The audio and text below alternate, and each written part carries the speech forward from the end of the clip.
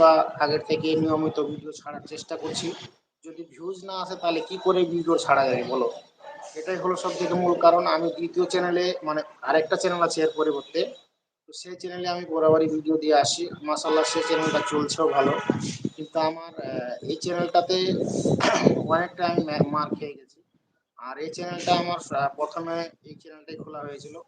আর এখান থেকে আমি কিন্তু মানে সেরকম মানুষের রেসপন্স পাচ্ছি না, এবং আমার সেরকম ভিডিওতে ভিউজ আসছে না, যার কারণ মানে কিছু আমার ডাউন হয়ে গেছে। আমি বা ইচ্ছাটা আমার চলে গেছে ভিডিও আর দেওয়ার মানে সেরকম ইচ্ছা হচ্ছে না।